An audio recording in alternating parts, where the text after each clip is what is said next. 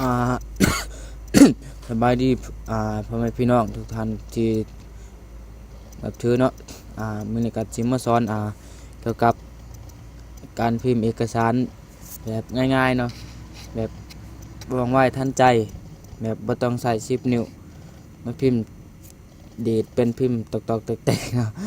โดยการใส่เสียงเป็นเป็นเป็นสื่อการพิมพ์เนาะใส่เสียงเป็นการพิมพ์มันจะเป็นต้องใส่10นิ้วมันจะเป็นต้องใส่แป้นพิมพ์อ่ามันอาจสิประหยัดเวลากว่าไวกว่าเนาะกับอันนี้เนาะพวกว่าจะได้เนาะเหมาะกับพวกที่ว่างานหลายเนาะบ่ค่อยมีเวลาได้หยัดเวลามาพิมพ์เพื่อจะอันนี้เนาะ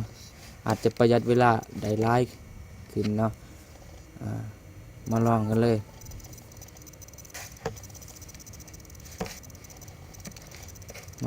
เนาะเปิด Google Chrome ขึ้นมา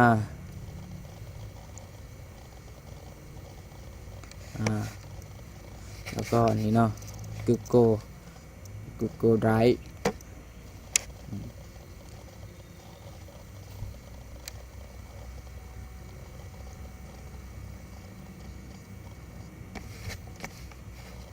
นี่เนาะบอกเอกสารที่พิมพ์เนาะเอกสารที่พิมพ์แล้วก็มาเก็บไว้อยู่ในไดรฟ์นะง่ายต่อการเปิดเบิ่งเวลาเขาไปเวียกไปงานนั้นก็จะเป็นต้องถือคอมไปก็ได้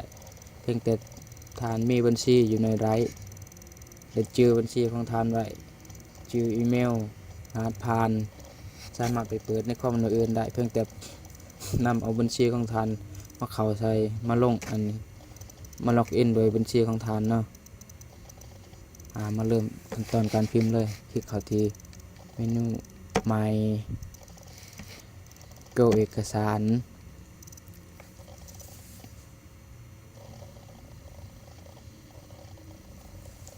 นี่เนาะหน้าตาของเอกสารที่พิมพ์เนาะสามารถใช้นิ้วพิมพ์ก็ได้เนาะ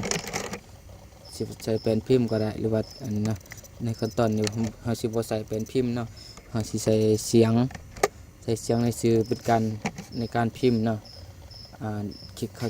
อันนี้เนาะเครื่องมือพิมพ์โดยเสียงมาเลือกภาษาก่อนเนาะภาษามาเลือกเป็นภาษาลาวเนาะ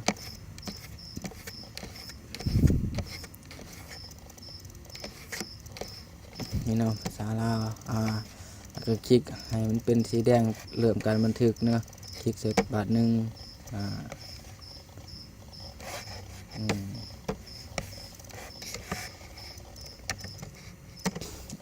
มาลองพิมพ์กันเลยเนาะลองเสียงกันเลยลองเสียงกันลองไปนำกันเนาะว่าหูว่าสิได้แท้หรือบ่เนาะ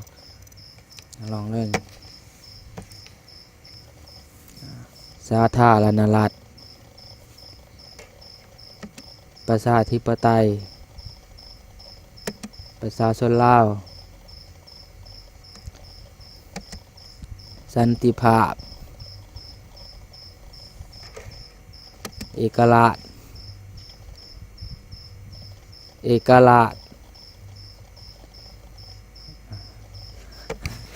มีปัญหาเนาะมีปัญหาหนึ่งเนาะไมโครโฟนอาจจะเสียงห้องมันอาจจะบ่ชัดเจนเนาะลองไมค์ก็ได้นะเอกราชประชาธิปไตยเอกภาพ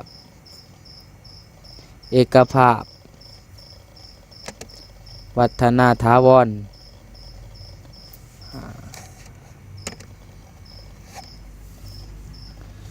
วิทยาลัยเทคนิควิชาชีพแขวงจำปาสัก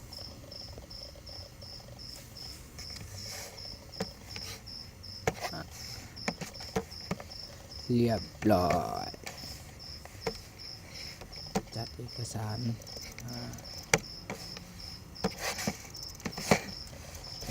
สามารถจัดได้แบบคือกันกับ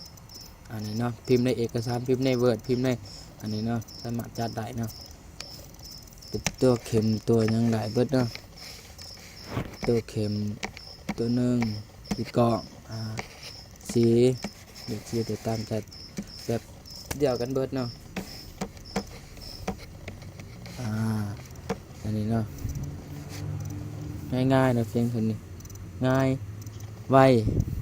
ประหยัดเวลาเนาะขอจบสำนี้เนาะขอขอบใจกดไลค์กดติดตามกันเด้อขอขอบใจ